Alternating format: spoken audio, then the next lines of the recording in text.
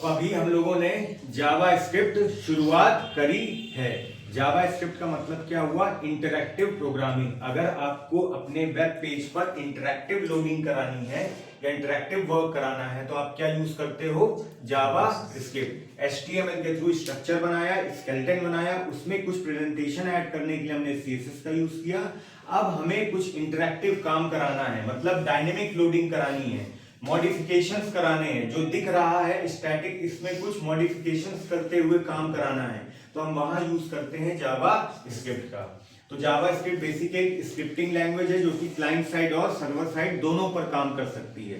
Client side पर आप browser and पर देखते हो और सर्वर साइड पर आप Node.js जैसे फ्रेमवर्क की मदद से इसको यूज कर सकते हैं। ठीक है, सर्वर साइड पर। इसके बाद स्क्रिप्टिंग लैंग्वेज में आपके पास और क्या कॉन्सेप्ट मैंने बताया था? क्लाइंट साइड स्क्रिप्टिंग लैंग्वेज, जो कि इंटरप्रेटेड है। मतलब यहां पर एक V8 इंजन काम कर रहा है आपके क्रोम में और एक आपके क्रोम ब्राउजर पे भी और एज ब्राउजर पे भी। इसी V8 इंजन की मदद से आप क्या करते हैं? जावा स्क्रिप्ट की इंटरप्रेटिंग कराते हैं ताकि आपका JS का कोड एग्जीक्यूट हो ब्राउजर पे।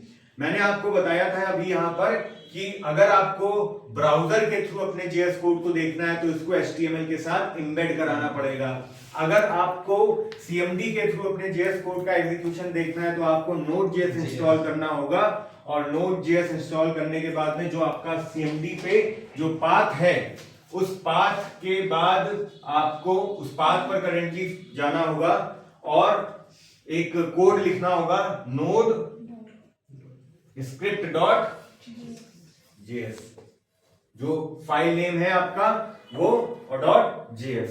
ठीक है, ये सारी चीजें करने के बाद में कुछ थोड़ा थ्योरेटिकल एस्पेक्ट भी हमने देखा कि जावा स्क्रिप्ट जो है नेटस्केप नेविगेटर का एक डेवलपर था, उस व्यक्ति ने बनाई थी, और ये लगभग जावा के टाइम पर ही आई थी। जब जावा डेवलप हो रही थी उसी टाइम पर जावा स्क्रिप्ट भी आई थी, इसलिए इसका नाम पड़ा जावा स्क्रिप्ट बना दिया। इसको पहले लाइव स्क्रिप्ट बोला जाता था। ये सारी थ्योरी वगैरह हो गई। अब हम सीधे आते हैं कोडिंग पर। तो आपकी जो जावा स्क्रिप्ट फाइल है वो 3 तरीके से HTML के साथ लिखी जा सकती है। पहला है इनलाइन HTML, दूसरा है इंटरनल HTML और तीसरा है एक्सटर्नल HTML। इनलाइन HTML का मतलब क्या हुआ? बॉडी टैग के अंदर आप यूज कर रहे हो स्क्रिप्ट टैग का, और स्क्रिप्ट टैग के साथ आप पर्टिकुलर कुछ काम करा रहे हो, कुछ इंटरैक्टिव लोडिंग हो रही है, वो हो गया इनलाइन जावास्क्रिप्ट।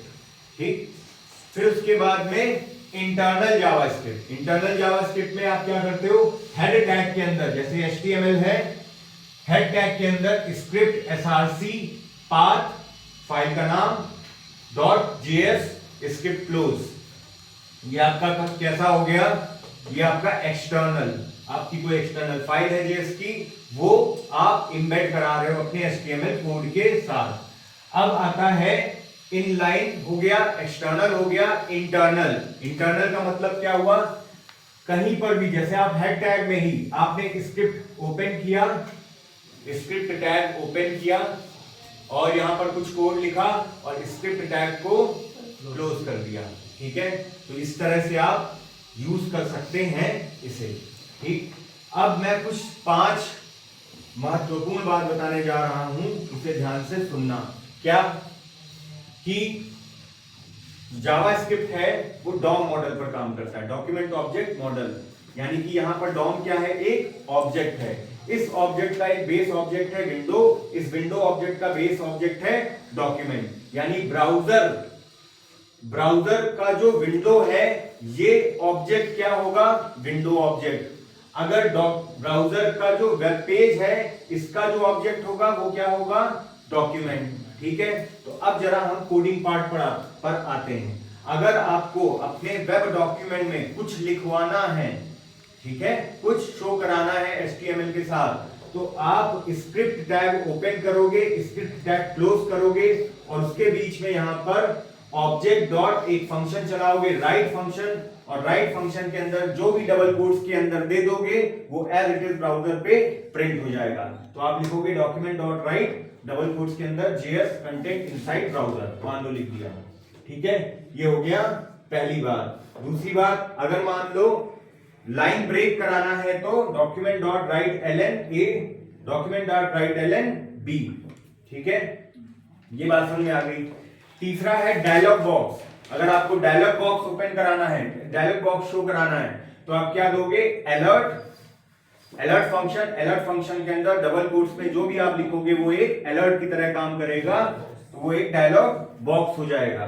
चौथा है कंफर्मेशन डायलॉग बॉक्स। आप यहां पे कंफर्म कराना चाह रहे हो कोई चीज ट्रू है या फॉल्स है, तो वहां पर कंफर्म के साथ में डबल कोट्स के अंदर स्ट्रिंग पास करा दोगे। पांचवा है आपका प्रॉम्प्ट डायलॉग बॉक्स। प्रॉम्प्ट का मतलब क्या हुआ, टू गेट यूजर इनपुट। तो प्रॉम्प्ट के साथ में डबल कोट्स के अंदर कोई स्ट्रिंग दोगे, that will be shown for user input. ठीक है, ये 5 चीजें हैं, इन्हें प्रैक्टिस करना स्क्रिप्ट टैग के अंदर, और हम लोग कल फिर आगे